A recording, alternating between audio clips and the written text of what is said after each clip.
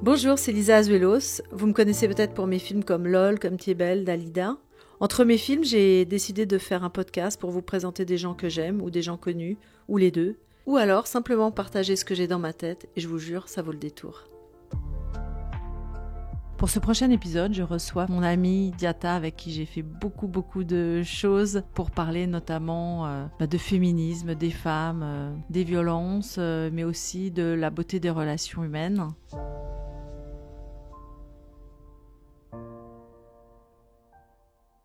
Je vais quand même te présenter, outre le fait que tu as joué.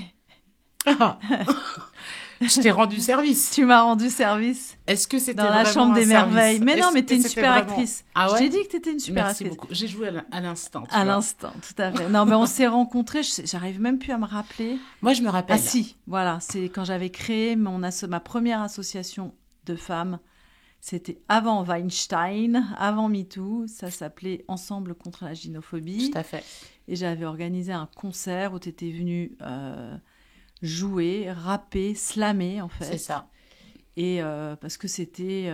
tu veux nous raconter un peu...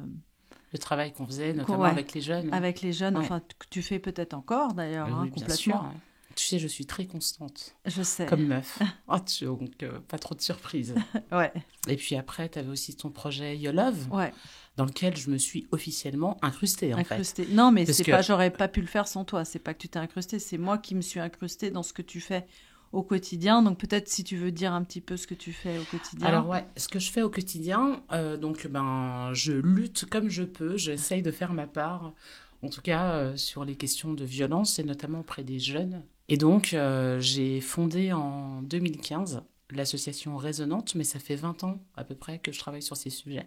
Je sais que ça se voit pas trop parce que je suis fraîche, mais j'ai commencé tôt. Et l'idée, c'est vraiment d'aller parler des violences auprès du jeune public, auprès des 15-24 ans notamment, avec des outils et des moyens différents, parce qu'on est sur un sujet qui est désagréable. Et si on veut capter leur attention, c'est à nous de nous adapter. Donc on va à leur rencontre, on sait où ils sont généralement dans les établissements scolaires. Et donc l'idée, c'est de créer des espaces de discussion et d'information sur les violences. Et en faisant ça, c'est très stratégique, c'est qu'on va chercher les victimes de violences, là où elles sont. Et on sait malheureusement que les jeunes sont aussi concernés par ces problématiques. Et donc en créant ces espaces, en parlant, en expliquant ce que sont les violences, les conséquences qu'elles ont sur la santé, et surtout parler des solutions, on se retrouve avec plein de victimes qui vont témoigner pour la première fois, généralement, soit de situations qu'ils vivent ou qu'elles vivent encore, soit de situations passées qui n'ont jamais été dénoncées, donc ce sont des personnes qui vont mal, ou sinon des personnes qui vont nous raconter ce qui se passe à la maison. Et donc, nous, notre rôle, c'est d'être leur compagnon, parce que ça demande beaucoup d'énergie, en fait, d'être victime de violence. Il faut rappeler que c'est une loi qui a été votée, je crois, en 2001, qui oblige les établissements scolaires à avoir des programmes anti-violence, ou en tout cas pour parler des questions de harcèlement et de sexualité à l'école, ou ça c'est à part? Alors c'est encore autre chose. Il y a cette loi, en fait, il est censé y avoir 3 heures par an. Ouais, c'est pas énorme. Hein. Mais j'ai vu, quand on a fait You Love ensemble, j'ai vu comment en 3 heures, tu peux changer un karma de... Ouais, et encore, c'est encore un autre sujet, parce que tu vois, sur ces 3 heures, qui sont censées être dédiées à la vie affective et sexuelle, qui permettent notamment de parler des violences sexuelles, moi je trouve que ça, c'est obligatoire de toute façon, parce que la question de la sexualité, surtout auprès de nos ados et de nos jeunes, si on ne le fait pas, c'est la pornographie qui s'occupe d'eux. Donc, il y a vraiment besoin de ces heures, déjà c'est pas assez, pour parler de la vie affective et sexuelle. Les chiffres, c'est à peu près 100% des enfants de 10 ans ont été exposés à la pornographie. C'est ça. Et c'est, à mon sens, c'est un viol, c'est de la pédophilie presque légale, puisque rien n'est fait pour l'instant pour empêcher ça. C'est ça. Et ça rentre dans le cerveau, c'est pas parce que ça te rentre pas dans le corps au sens du viol, on va dire sexuel. Je trouve que violer un cerveau d'enfant, c'est pas mieux, quoi. C'est pas... gravissime. C'est gravissime, mais... Et ça impacte toute sa sexualité, tout son comportement vis-à-vis des femmes après, ou vis-à-vis des autres hommes, parce que un garçon sur 5 a été violé aussi. Enfin, il n'y a pas que les femmes qui sont victimes. C'est ça. Et en fait, déjà, sur ce sujet, ce vaste sujet des relations et des rapports entre les femmes et les hommes, et cette question de la sexualité, c'est déjà un sujet en soi. Et moi, je trouve ça aussi dérangeant de mêler la question des violences. Bien sûr. Parce que c'est deux salles, deux ambiances. Ouais. Tu vois, d'un côté, t'as un truc qui est cool et normal et naturel. Et puis après, les violences, c'est encore autre chose. Et moi, je trouve ça toujours dommage de parler des violences sexuelles quand on parle de la sexualité. Bien sûr. Alors, effectivement, c'est l'occasion de rappeler le consentement, mais les violences, elles ne sont pas que sexuelles. Tu as toutes les violences matérielles, psychologiques, physiques, et la question des violences est un sujet en soi. Et donc, d'essayer de mettre ça dans le cadre de ces heures obligatoires, c'est pas non plus la solution. C'est pas l'endroit, en fait. C'est pas l'endroit. Deux salles, deux ambiances, j'adore l'idée. Mais parce que c'est vraiment ça. Mais ouais, je suis d'accord. Et tu vois, nous, on se retrouve souvent, et on le voit bien que c'est un vrai besoin, et c'est pour ça que pour nous, c'est deux choses distinctes. Et donc, moi, je suis hyper radicale, mais moi, je pense que ça devrait être... tu sais, on a des cours d'éducation civique. Ouais. En réalité, on s'en fout, en fait, maintenant, de savoir l'Assemblée nationale, il y a combien de députés. Tu trouves l'info sur Google, en vrai, tu vois.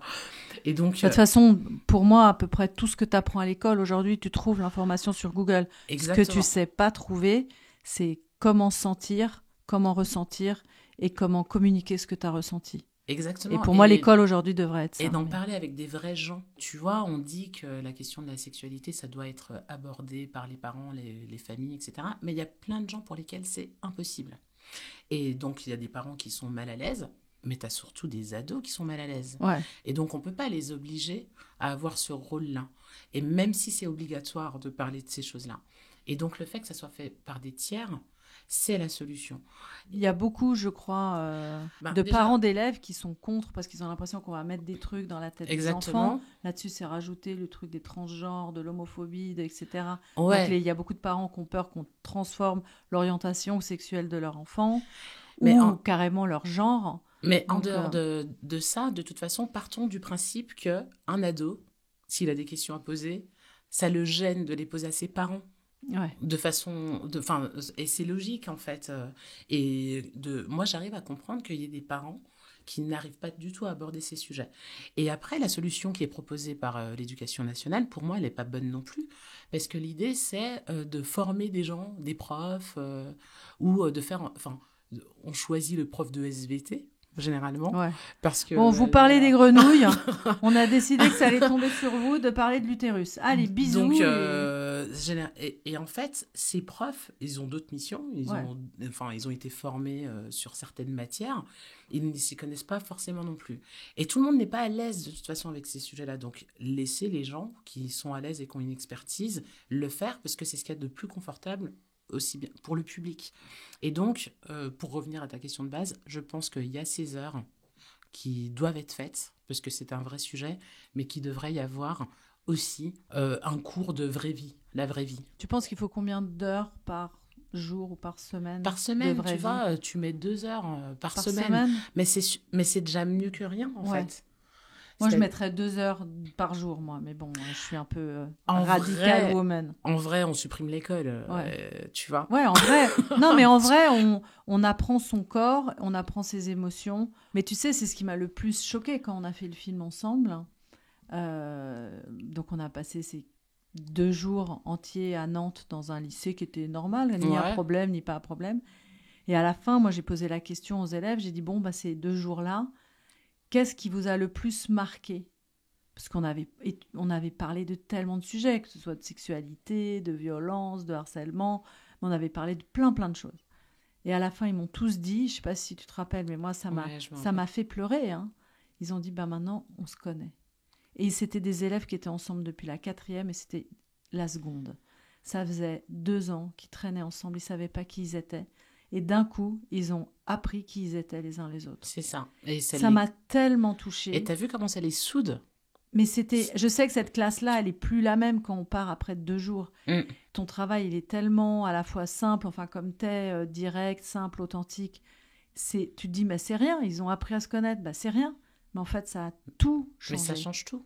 Et même dans les bureaux, il n'y a pas ça. En fait, on passe notre vie à se planquer de qui on est. Même après, dans la vie d'adulte, dans la vie de couple. Et j'espère pas trop dans la vie de famille, mais dans la vie de famille aussi, en fait, ça finit par retentir. En fait, il faudrait même pas dire on vient là pour parler de violence. Enfin, pour moi, il faudrait dire c'est un espace, c'est la vie. Toi, ce que tu appelles la vraie vie, on pourrait appeler ça vie relationnelle. Et du coup, dans les relations, tu as la relation à la vie, tu as la relation à l'autre, tu as la relation à la sexualité, la relation à toi-même, la relation, etc. Ça. Donc, en fait, il faudrait qu'on retourne au ministère et demander une heure de vie relationnelle, mais je ne sais même pas s'il y a des profs pour ça. Moi, je pense qu'il faut demander 15 heures si on veut obtenir 30 minutes. Tu vois. Un truc de genre. De toute façon, tu as l'habitude. 30. C'est pour ça que je t'admire tant et que je voulais t'inviter. C'est gentil. C'est parce que tu es tout le temps en train de lutter contre des gens qui disent non ou qui disent est-ce que c'est vraiment utile ou etc. Et c'est vrai que toi, tu m'as toujours dit j'ai pas de plan B. Mais bon, t'en es même à j'ai pas de plan A, t'as une détermination. Est-ce que, à ton avis, ce qu'on disait aussi, c'est que souvent dans les organisations féministes, y a beaucoup de gens qui ont des choses à régler, beaucoup de femmes qui ont subi elles-mêmes des violences, et qu'il y a quand même beaucoup de femmes qui n'ont pas fait le travail sur elles et qui utilisent ces vaisseaux pour exprimer leur colère. Toi, c'est pas ton cas. Est-ce que tu veux un peu me dire d'où tu viens ou qu'est-ce qui fait que tu as décidé de prendre ça en main ? En fait, je crois que j'ai pas décidé de le prendre en main. Ok. En fait, c'est vrai. Tu vois. Pas de plan A. Ouais. Ça n'a pas été réfléchi, pensé. C'est arrivé comme une nécessité. Et je l'ai fait même à reculons, quoi. C'est-à-dire que s'il y avait eu d'autres personnes pour le faire, moi je serais bien restée à continuer, à écrire des chansons et à faire du slam et faire juste mes ateliers et continuer ma vie, quoi. Et en fait, de façon très instinctive, j'ai créé, en fait, toute cette histoire est partie d'une première chanson. Et je t'explique cette chanson. En fait, en France, il a été question à un moment, il y a vraiment très longtemps, il a été question de criminaliser le mariage forcé.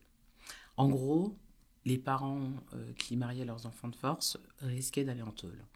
Et moi, j'entendais ça à la radio. Et j'ai détesté la façon dont j'en entendais parler.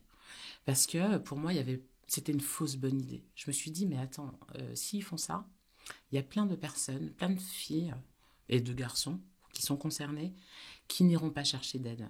Et je le sais au plus profond de moi parce que j'ai été directement concernée. Et si moi, toi, t'as été envoyée pour... Moi, je suis partie au bled en vacances et en fait, c'était mon mariage. Ok.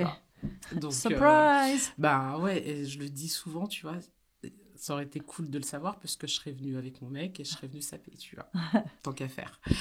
Et donc, j'entendais cette loi et j'entendais plein de gens s'exprimer sur le sujet. Et je me disais, mais c'est trop... Enfin, sur papier, ça a l'air bien, mais c'est une fausse bonne idée parce que ça va neutraliser les personnes concernées parce que personne ne veut mettre ses parents en tôle. Peu importe... peu importe ce qu'ils t'ont fait. Ce qu'ils t'ont fait. Tu vois, tu veux juste qu'ils arrêtent ou que ça n'est... trouver une solution, mais tu ne veux pas les mettre en tôle. Et donc, j'entends ça et j'écris une chanson, tu vois. Et donc, cette chanson... C'est une chanson qui donne la parole au père, à la mère, qui explique qui sont généralement dans la reproduction et le point de vue de la fille mariée de force, qui était moi à l'époque. Et donc, j'écris cette chanson et je suis invitée à un colloque justement sur le mariage forcé. Et je dis oui, je viens seulement si je viens chanter cette chanson, parce que pour moi, cette chanson est hyper explicite. Je chante cette chanson et il se passe un truc de ouf, c'est que pendant près d'une heure, il y a des discussions, mais on reprend ce que je dis dans cette chanson. Et je me dis, putain, mais c'est dingue, c'est magique. Cette chanson, elle a permis d'ouvrir le débat, d'en parler autrement, fou, etc.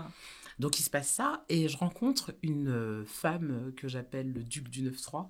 C'est Ernestine René. Ouais, oui, tu me l'as présenté.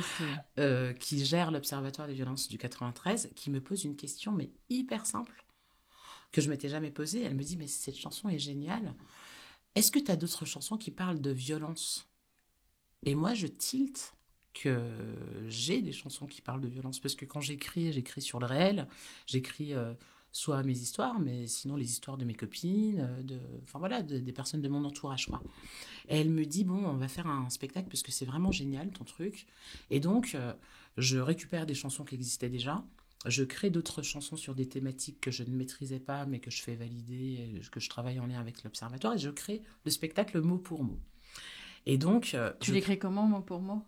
MOTS pour MAUX, évidemment. Ouais, je suis une slameuse, je fais des jeux de mots, tu vois. Et donc, je crée ce spectacle. Et donc, je vais le jouer. Et à la première représentation, je sors de scène et j'ai une file de jeunes qui m'attendent. Et je me dis, what?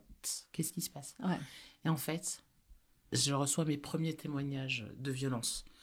Et j'ai des jeunes qui me disent, bah, moi, je suis comme dans cette chanson. Moi, ma mère, elle est donc comme dans cette chanson. Et je ne sais pas quoi leur répondre, en fait. Et je suis moi-même dépassée par ce qui se passe. Parce que moi, j'étais partie en mode, c'est vachement bien d'aller parler des violences aux jeunes. Ça va leur changer des autres types d'interventions. Je sais que ça va le faire, quoi.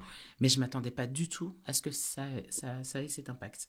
Donc, dès la deuxième représentation, je dis à Ernestine, je suis OK pour jouer le spectacle, mais j'ai besoin d'aide là. Parce que pour parler là, derrière, il y a tous ces jeunes, déjà, je ne savais pas trop quoi leur répondre. Et puis c'est surtout, ça sous-entend aussi qu'il y a plein d'autres gens qui ne sont pas dans cette file et qui avaient forcément des questions. Et donc très rapidement, on se dit, bon bah vas-y, je joue le spectacle et pendant 1 heure, vous allez répondre, vous les professionnels, vous allez répondre aux questions du public. Et donc au départ, donc, je jouais mon spectacle, Ernestine et puis d'autres intervenantes hyper engagées, comme Muriel Salmona, comme Emmanuel Piette, etc., font ce taf de répondre. Et pendant ce temps-là, je me forme. Parce que je me suis dit, bon, bah, une fois que j'aurai tout ce contenu, bah, je pourrais faire les deux, quoi.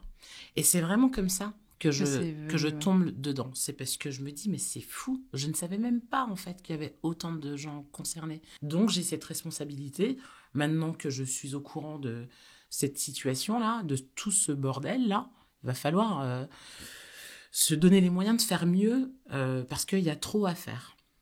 Et vraiment, quand je te dis que j'y vais à reculons, c'est que j'ai attendu que d'autres le fassent, mais ça ne venait pas et donc je l'ai fait, tu vois. En tout cas, j'ai osé proposer des solutions parce que ça me paraissait évident. Bien sûr. Tu vois, moi, j'ai pas l'impression d'avoir créé un truc de fou, hein, que ça soit soit les dispositifs qu'on met en place pour les jeunes ou même d'avoir créé cette appli. Et pareil, on avant parle un MeToo, peu de l'appli quand même. Ben ouais, mais tu vois, même l'appli, de penser une application mobile en 2015, c'est maintenant que je réalise à quel point on était dans le futur. Parce que pour moi, c'était évident que ça passe par le mobile des gens. Parce qu'en 2015, on avait déjà tous des téléphones. On essayait... Enfin, moi, c'était pas la folie que c'est aujourd'hui, mais c'était quand même très... Ah, mais tout le monde avait déjà un portable en 2015. Ouais. En 2015, tout le monde avait déjà des téléphones et moi, je le voyais dans ma pratique parce que je traînais avec les jeunes et je voyais bien qu'ils avaient leur doudou, quoi. Ouais. Et très rapidement, je me suis dit, mais il y a tellement de choses à leur dire à ces jeunes qui ne peuvent pas tout retenir. Déjà, il y a de l'info concrète, les définitions des violences. Venez, on vous explique ce que c'est. Comme ça, vous allez avoir les bons mots pour dénoncer les violences, pour les repérer. Pour les auteurs... comme je disais, un jeune, si tu lui dis pas concrètement ce qu'il a le droit de faire et ce qu'il n'a pas le droit de faire, ben il y a aussi tous ces auteurs qui s'ignorent. Ouais. Pourquoi la sexualité en 2024 maintenant, bientôt 25, pourquoi en fait c'est resté tellement tabou à ton avis? Pourquoi on n'arrive pas à... Moi, j'arrive à comprendre en fait parce que à la base, la sexualité, on parle de relations intimes. Ouais, mais aujourd'hui, ça veut tout dire. Tout le monde... Enfin, moi, je parle beaucoup d'extime, en fait. C'est-à-dire que l'intime est devenu ce qu'on montre à l'extérieur. Ouais, mais après, il y a encore une autre réalité, tu vois. Et moi, quand je vois sur la question de la sexualité, quand tu es issu d'une famille comme la mienne, par exemple, c'est un truc qui ne changera jamais. Jamais de la vie, je parle de ces sujets avec mes parents. Ça n'existe pas. Mais tes enfants, ils en parlent avec toi?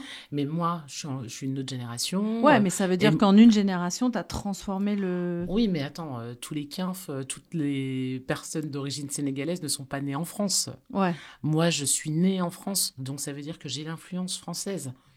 Donc effectivement, moi ou ma génération ou voilà, les gens comme moi, effectivement, on a l'influence de la France, donc on a vu autre chose. Mais il y a tellement de pays dans lesquels, enfin, tu vois, je te parle du Sénégal, par exemple, famille sénégalaise, enfants sénégalais, mais ça n'existe quasi, enfin, c'est culturel, quoi, Ouais. c'est traditionnel, ça n'existe pas. Tu vois, c'est un non-sujet, quoi. Mm. Donc, Non, mais même la grossesse, tu vois, un truc qui est tout con. Quand t'es enceinte, ça veut bien dire quelque chose. Et, ouais. tu vois, ça s'est pas fait tout seul. Ah ben, même une grossesse, ça s'annonce pas. Ah ouais. Ça ne s'annonce pas. Tu l'annonces à tes sœurs et machin et bidule. Mais sinon, tes parents, un jour, ils voient que tu vomis ou un jour, ils voient que t'es grosse, tu vois. Mais jamais officiellement t'annonces que t'es enceinte. Parce que ça veut quand même dire que t'as Ken. Ouais. tu, tu vois, et donc ça voudrait dire ça. Et donc, et ça, il faut pas le sous-estimer parce que le monde est Ouais. grand et comme je disais, moi, ça ne me choque pas. C'est pour ça que la solution, elle est hyper simple. T'as des gens qui sont à l'aise, t'as des gens extérieurs, ça facilite la vie De tout le de monde. tout Ouais, le bien monde. sûr. Donc, venez, on prend ce chemin. Et je reboucle avec ce que j'avais commencé à dire sur l'éducation nationale, que l'éducation nationale, faudrait qu'elle arrête d'essayer de former en interne. Les profs, ils sont débordés. Ouais, bien sûr. Alors, effectivement, qu'ils aient des notions, qu'ils aient le minimum. Je fais partie un peu des deux camps, puisque j'ai travaillé avec toi sur ces questions-là. Mhm. Et en même temps, j'ai à un moment été parent d'enfants qui étaient au collège, au lycée, etc. Et vraiment, je me disais, mais l'école s'en occupe. C'est-à-dire qu'il y a plein de parents qui pensent qu'à l'école, c'est géré. Oh, je crois que les parents Plus 2024, maintenant, là, ils plus en savent 2024. Mais que... bon, Ouais, moi, c'était il y a quand même 10 ans. Et on pensait que c'était géré il y a encore 10 ans. ouais, On ne ouais. savait pas que c'était pas géré et qu'il y avait toutes ces galères. C'est même pour ça que j'ai fait LOL. C'est parce que ma fille me racontait des trucs, genre des espèces de tournantes dans les chiottes et tout ça.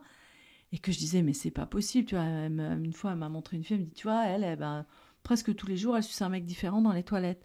Et je voyais la môme, elle sortait.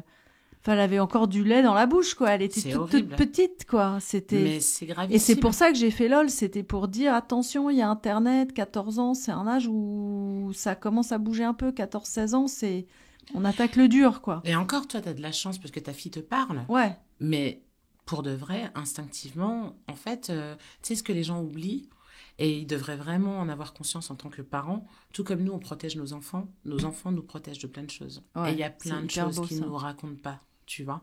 Et ça, si tu l'as pas en tête, ah ben, il y a plein de choses de choses basiques que tu pourrais faire que tu ne fais pas. Et donc, je profite de ce podcast Vas-y, pour rappeler aux parents, parents, qu'est-ce qu'ils pourraient les faire? parents, vous avez beau bien vous entendre avec vos gosses, vous avez beau essayer de créer un lien de confiance, il y a tout ce que vos enfants ne vous diront pas parce que ils vous aiment et ils vous protègent. Donc, une fois qu'on sait ça, ça sous-entend qu'on a un taf à faire en tant que parents, c'est définir des adultes de confiance avec nos gosses, mais d'autres gens.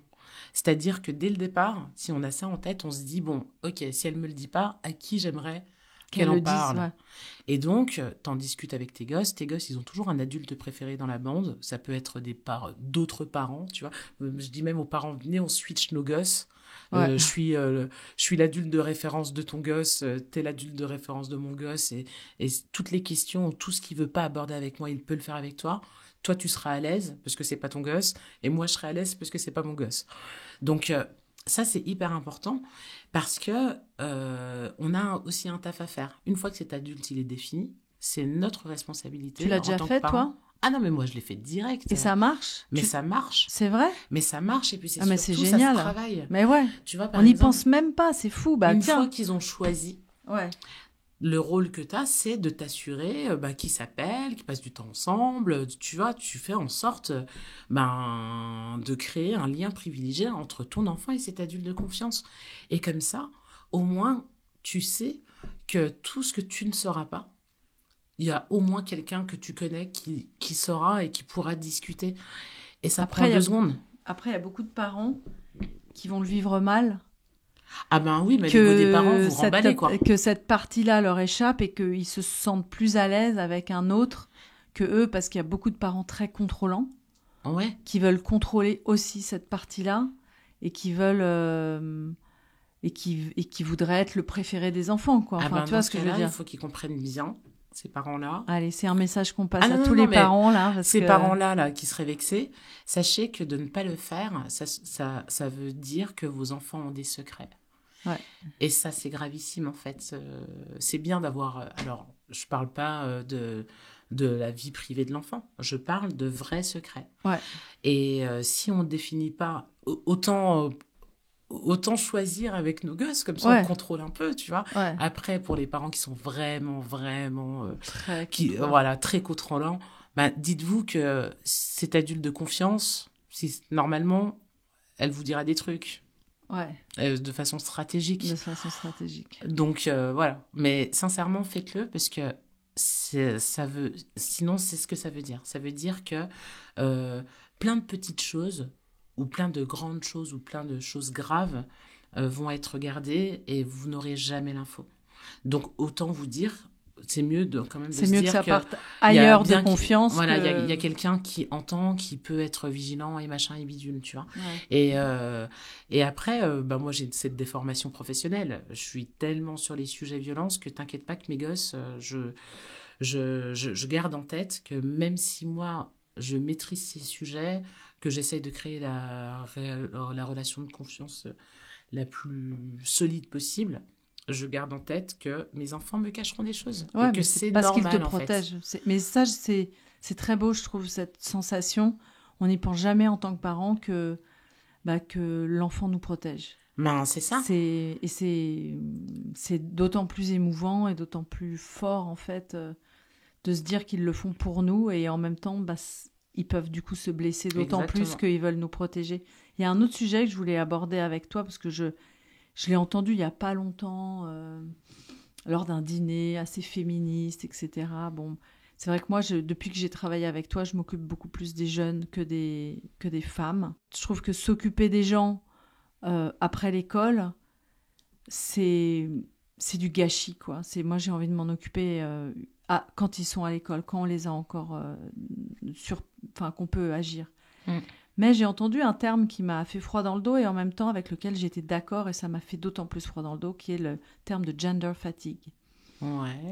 C'est-à-dire qu'il y a eu tellement de trucs qui ont été évoqués ces derniers temps entre les femmes victimes. Déjà, moi, je n'arrive pas à dire femmes victimes de violences parce que on dirait que les violences, elles arrivent de on ne sait pas où, tu vois. Et de toujours parler de femmes victimes au lieu de parler de personnes violentes, quoi. Enfin, pour moi, il faut agir sur les gens violents. Il faut aussi agir sur les femmes victimes, mais c'est presque trop tard. J'aimerais, moi, pouvoir agir en amont et se dire, arrêtons la violence, quoi. Moi, c'est ça le truc. Mais je voulais savoir comment tu ressens. Je trouve qu'il y a de plus en plus de dénonciations. Je vois dans le cinéma où tu as des dénonciations de violeurs, des listes qui partent, des gens qui se font éliminer, cancelés, nanana. Dans beaucoup de milieux. Il y a beaucoup dans le cinéma, parce que comme les gens sont connus, on en parle beaucoup, mais je sais que dans les entreprises, ça commence un peu à valser aussi, ce qui est à la fois une bonne chose, et à la fois, tu sens que les hommes, ils n'ont toujours pas compris grand-chose, ils savent toujours pas ce qu'ils ont fait vraiment de mal, ils savent pas comment faire du bien. En fait, si on voulait s'occuper des hommes aujourd'hui, comment il faudrait s'y prendre pour qu'il y ait le dialogue ? Parce que j'ai l'impression que ce dialogue-là, il a toujours pas lieu, quoi. Alors effectivement, en gros, pour résumer ça, en fait, les auteurs de violence, en fait, c'est pas tous les hommes, mais c'est tous des hommes, généralement. C'est hyper important qu'ils comprennent qu'ils font partie de la catégorie sociale des auteurs de violence. Et ça, c'est désagréable. Est-ce que c'est pas trop lourd à porter pour un homme qui a rien fait, entre guillemets? Moi, je pense que c'est justement parce qu'il ne fait rien, tu vois, que c'est problématique. D'accord. Parce qu'à un moment donné...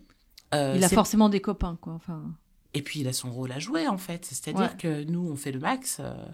J'ai l'impression, en tout cas, que nous, on fait le max, mais qu'on ne va pas y arriver sans tous ces hommes qui ne, c'est fondamentalement ce que je pense. Qui ne sont pas des auteurs. Donc j'espère bien qu'ils se sentent concernés. Mais ils ont du mal à rentrer dans le cercle des féministes, ils ont du mal à rentrer, parce que j'en parle avec beaucoup d'hommes, et déjà il y a beaucoup de féministes qui ont du mal à faire rentrer les hommes. Mais parce qu'en fait, ils peuvent mener ce combat-là sans intégrer les... Alors, tu vois, déjà, il y a des assos il y a très peu d'assauts mixtes, mais tu vois, chez Résonante, on est une asso mixte. Il y a des meufs et des mecs. Parce que justement, et puis en plus, donc il y a des meufs, il y a des mecs, et puis en plus des gens qui à la base n'y connaissent rien aux violences. Et moi je trouve que c'est une bonne formule aussi, parce que tu vois, on prend plein de gens et après on les forme aux violences. Mais ça reste quand même des gens à la base qui n'y connaissaient rien.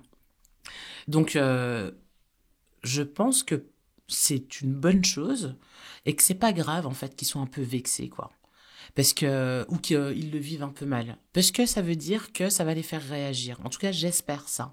Moi, j'espère vraiment que quand on parle des violences, que les mecs se sentent mal parce qu'ils font partie de cette catégorie sociale qui oppresse. Ouais, mais c'est pas eux. Donc ils disent. Je dis pas que c'est au contraire, ils veulent tellement se démarquer qu'ils veulent même pas s'en occuper. Ils veulent. Ça, c'est problématique. Et je pense vraiment qu'ils ont aussi un rôle à jouer parce que nous, on parle, on essaye d'éduquer, on essaye de faire le job. Et ce qui manque, c'est cette deuxième jambe. Faut que les mecs faut qu'ils en fassent un sujet entre eux, quand ils se retrouvent entre eux, quand ils en discutent. Faut que ça devienne aussi leur problème. Parce que si c'est pas eux, c'est un de leurs potes ou comme tu le disais tout à l'heure, ils sont bien quelque part, les auteurs de violence. Donc moi déjà, je pense qu'il y a tous ces auteurs qui se font passer pour des non-auteurs, mais ils sont bien quelque part. S'il y a autant de victimes, c'est qu'il y a plein d'auteurs. Ouais. Et il y a un vrai travail d'éducation qu'ils doivent faire. Moi, je vois quand je suis dans un resto, les hommes, ils parlent pas des relations avec les femmes, ils parlent pas des relations avec leurs enfants, ils parlent beaucoup de leur business ou de sport. C'est les deux endroits, en fait. Ouais. C'est horrible de faire une généralité. Mais c'est vrai que quand je suis au resto, que j'entends deux mecs qui parlent entre eux, je les entends jamais parler de relationnel. C'est bien ça le problème. Tu sais, mais quand du coup, ils sont handicapés. Ouais.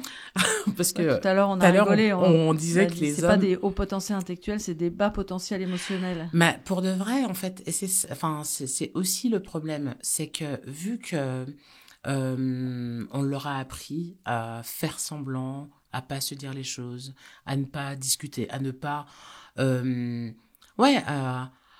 faire semblant d'être balèze tout le temps.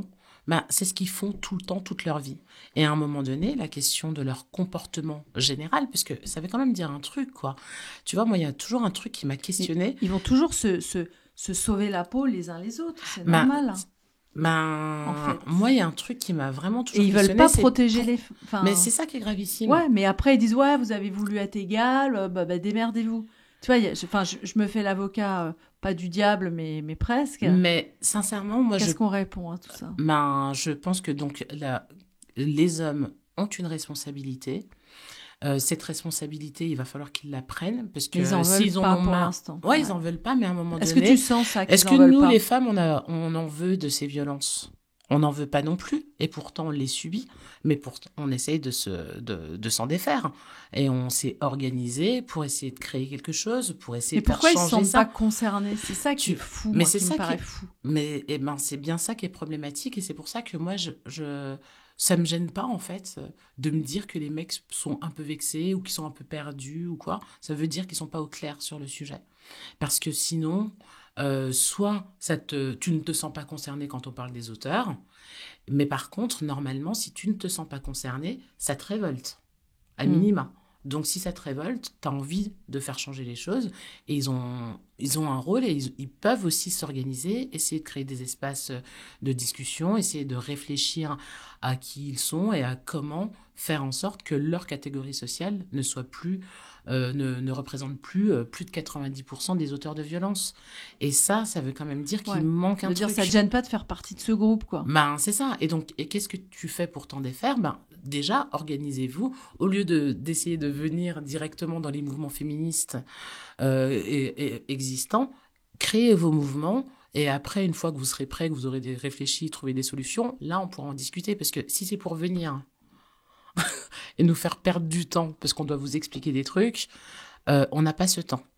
Donc, Je suis pas d'accord avec ça, moi. ah ben, Tu vois, par exemple, j'ai été très choquée de l'attitude de Judith Godrèche quand Vincent Lindon, il a dit, bah écoutez, moi, je suis désolée de faire partie de ce groupe d'hommes, tu vois. Il dit ça à la radio.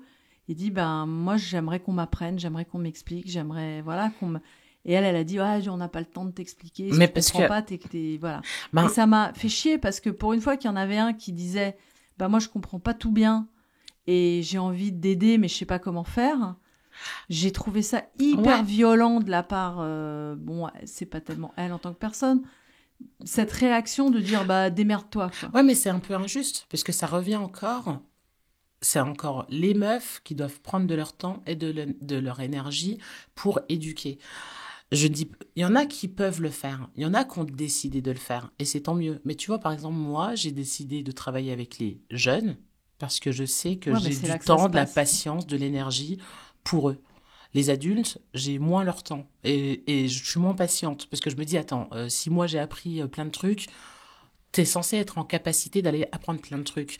Donc, il est Mais sympa, j'ai Vincent, pas tu vois, l'impression mais qu'ils peuvent apprendre sans nous parce qu'il y a d'abord, il y a beaucoup de féminisme, il y a beaucoup de manières de dire là on n'est ouais, pas d'accord, là on n'est pas contente, là on a mal. des alliés des féministes déconstruits, ça Ouais. existe. Des Alors moi bouquins. j'aime pas non plus ce mot de déconstruit. Non, mais, Déjà que je trouve que personne n'est vraiment bien construit. ouais, Alors si mais, à peine un peu construit, ouais, on mais, essaie de déconstruire, je trouve que pour les jeunes, c'est hyper dur parce que déjà qu'ils ont du mal à se construire. ouais, mais en même temps, à un C'est moment quoi la donné, il faut différence? nommer les choses. Ouais, mais Non, mais quand je dis déconstruit, en fait, tout le monde sait de quoi je parle quand j'utilise Ouais, ce mais terme. en fait, moi, alors, vas-y, explique-moi, parce que moi, j'ai du mal avec Alors, ce terme. déconstruit, c'est-à-dire que pour de vrai, si tu ne fais pas le taf par toi-même, de réfléchir à tes comportements, tes privilèges aux actions que tu portes qui viennent de ton éducation ou du système dans Ouais. lequel, duquel tu viens, bah, il y a plein de choses qui dysfonctionnent. Donc ça veut dire qu'il y a tout un taf de rééducation, on va Bah, dire. moi, je préférais qu'on utilise le mot de reconstruit plutôt que déconstruit, parce qu'en fait, ça laisse un immeuble qui s'est écroulé. Alors que moi, je préférais qu'on ait Ouais. redécoré la maison, quoi, tu vois. Ouais, mais Ou en qu'on ait... fait, c'est une question de... Parce que ça veut dire la même chose, parce que si t'avais construit un truc nul, c'est clair qu'il faut le péter, quoi. Donc, si ton... Enfin, tu vois, Ouais. Mais c'est très si... difficile, c'est très violent. Encore une fois, je veux pas, mais c'est très violent de dire à quelqu'un, bah, en fait, ta maison, elle est nulle. Parce que Ben, à un moment donné, si après, c'est comme ça que ça a tenu, c'est comme ça. Bon, voilà, il en est là. Ok. Ouais, mais Il a quand c'est construit un dangereux... truc un peu naze. Ouais, mais c'est hyper dangereux, un immeuble mal construit.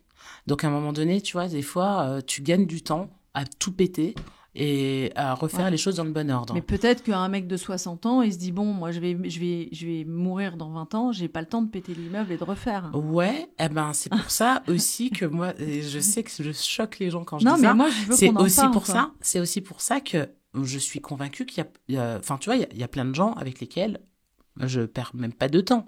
C'est-à-dire que je pense qu'il y a des gens quand ça fait trop longtemps Ouais. qui Quand se l'immeuble il tient trompent, debout depuis trop longtemps, à un ouais, on moment reste dans donné, la il va métaphore. s'effondrer et on reconstruira rien après, quoi, tu vois. Et donc, On fera une piscine. exactement. Et donc, j'ai aussi conscience de ça. Et comme je disais, c'est pas pour rien que moi, je capitalise sur les plus jeunes, parce que je me dis, c'est le bon moment, ils sont ouverts, ça fait pas trop longtemps qu'ils se trompent. Donc, ok, C'est le même si... côté, ça fait trop longtemps que tu t'es trompé, je vais pas y arriver, quoi. ah Il ouais, faut plus un marteau-piqueur, ben, il c'est faut la ça. bombe, Et quoi. moi, t'as vu, j'aime bien quand c'est Non, mais je efficace, suis quoi. d'accord. Tu Mais vois? c'est bizarre que, Dieu sait que j'ai souffert. Enfin, c'est un des derniers trucs que mon père m'a dit. J'en parle souvent parce que ça m'a tellement choquée. Un des derniers trucs qu'il m'a dit, alors qu'il avait environ 15 mots par jour, tu vois. Et il me regardait comme ça, il m'a dit, ce malheureux Weinstein, tu vois, il avait plus de voix et tout. Et c'était pour me faire chier, c'était pour me dire, je déteste ton féminisme, c'était pour me dire, je déteste les femmes, c'était pour me dire, il a rien fait de mal, il y a des actrices qui sont toutes des putes et qui veulent se le faire, le Ouais, c'est pauvre, c'est ouf. pas de sa faute. Enfin bon. Et mon père, à ce moment-là, il avait des cancers, en veux-tu, en voilà, il allait mourir 6 mois après. Enfin bon. Et je me dis, la, la, la, la force de ce truc-là, d'avoir que ça à me dire à moi, là, c'est la fille qu'il aime, qu'il a élevée. Il a quand même élevé une fille, tu vois. J'ai trouvé ça tellement fou. À un moment, j'étais à bout d'arguments pour lui expliquer qu'il peut pas vraiment dire ça, quoi. Enfin, que c'est bizarre de dire ça. Et je lui ai dit, mais enfin, papa, on n'est pas là pour vous. Et là, il m'a dit, mais si. Et c'était, tu sais, un homme de 85 ans qui, tout à coup, il le disait plus pour me faire chier, là. Tu vois, j'ai vu la différence entre quand il va me faire chier ou pas. Et qui dit, ben, si. Et en fait, je crois qu'il y a quand même une dimension à laquelle je me suis sensibilisée, peut-être depuis qu'il est mort. Je sais pas, parce que du coup, j'ai plus de colère. L'objet de ma colère, si on parle de l'objet du désir, souvent, c'est les femmes. Et l'objet de la colère, ça peut être ces pères qui nous font du mal, qui nous regardent pas, qui nous traitent mal. Enfin bon, ça vient beaucoup. Depuis qu'il est mort, j'ai plus cette colère-là. Donc il me reste quand même un fond d'amour ou quelque chose, tu vois, parce que j'ai été quand même très maltraitée par lui et tout ça. Donc je pense que c'est ça qui, à la base, vient de mon combat féministe aussi, de cette injustice vécue comme fille. Et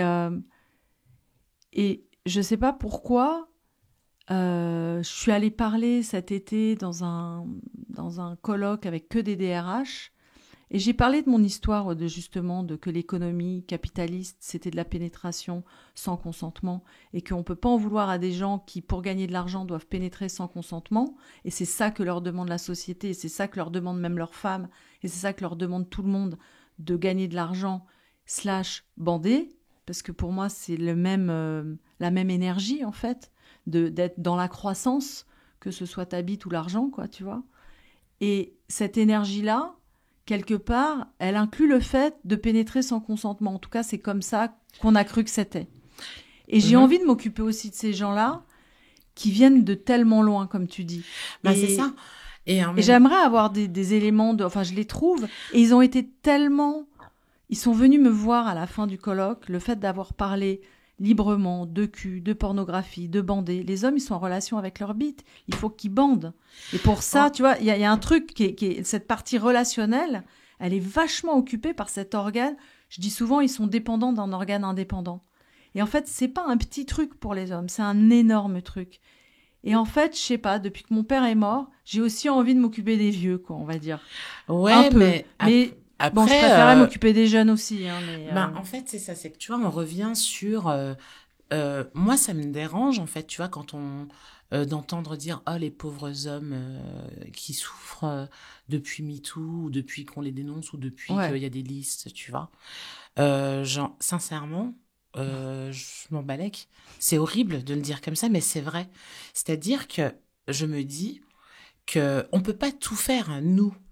Déjà, on est victime de violences, donc déjà, il faut qu'on s'en sorte. Faut qu'on se reconstruise. Faut qu'on s'occupe des gosses, parce que souvent... Faut qu'on s'occupe d'éduquer nos gosses. Faut qu'on s'occupe...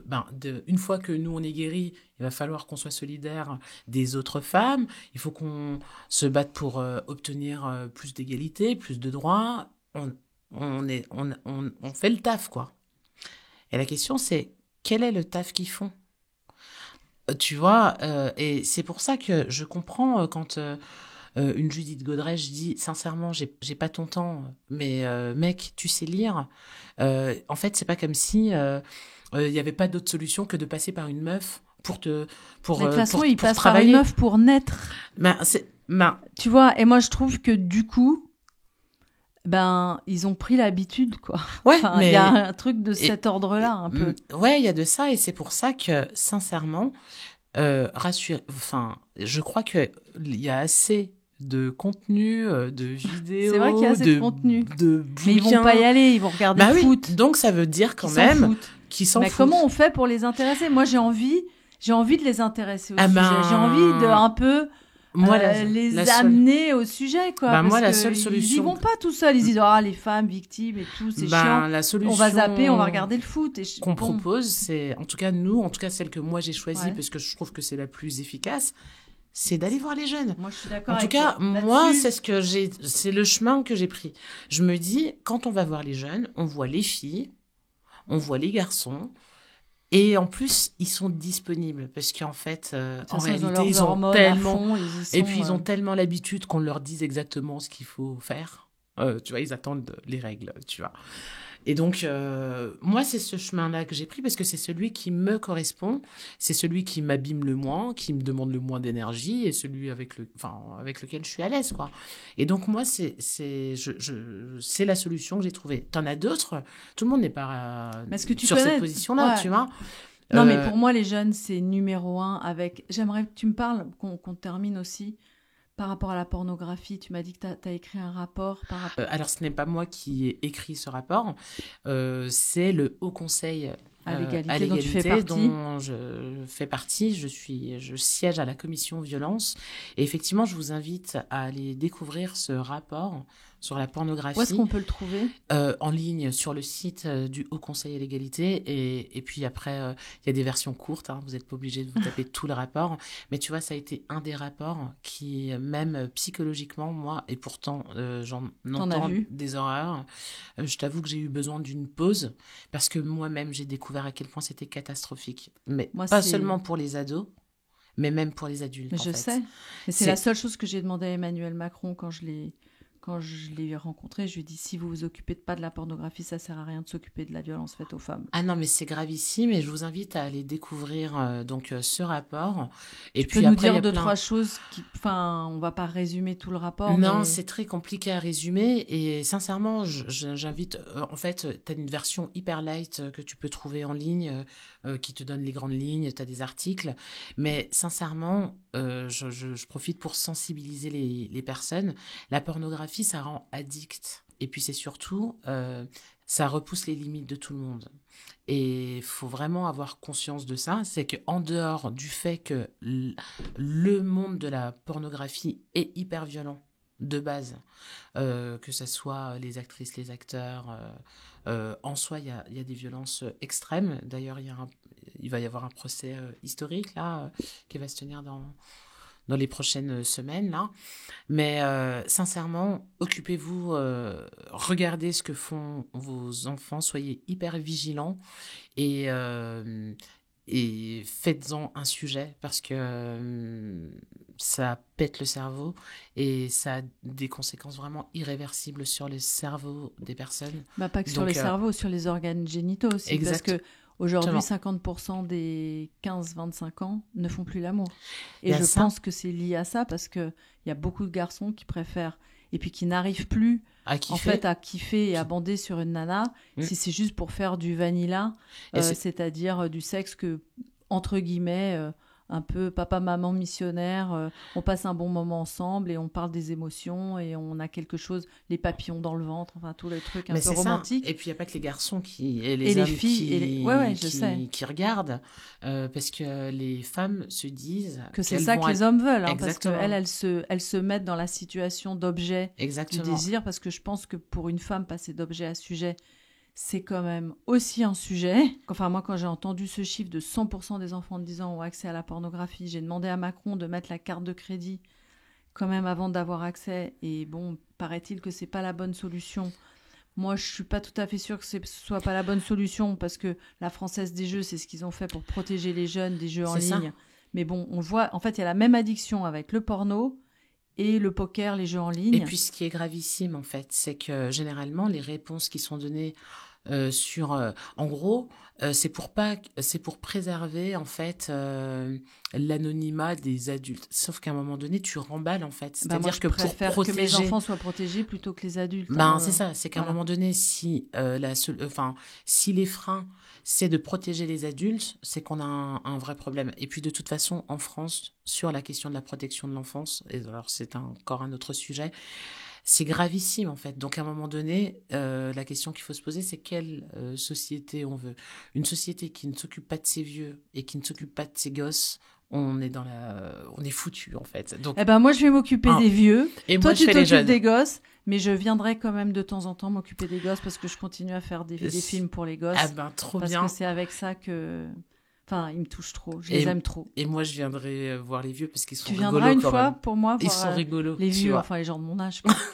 C'est ça ta catégorie. Parce que après. Alors, ok, on parle pas de la même chose parce que c'est pas toi la vieille. Ouais, mais c'est les vieux frais qui veulent quand même peut-être pas se déconstruire parce que le mot les dégoûte, mais qui veulent bien se reconstruire. Mais tu vois, en fait, mais j'ai envie d'être leur copine et j'ai envie d'être leur j'ai envie de m'occuper d'eux un peu quand même en ce moment. Je sais pas, c'est un truc que je ressens. Ben non, et puis c'est hyper important d'aller là où on a envie, quoi, tu vois.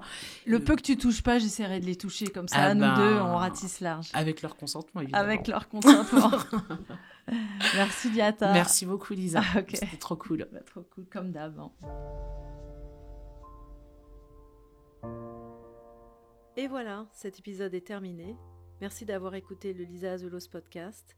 Et si vous avez envie de me soutenir ou que vous aimez mes podcasts, n'hésitez pas à vous abonner sur tous les réseaux sociaux. Tous les liens sont en description.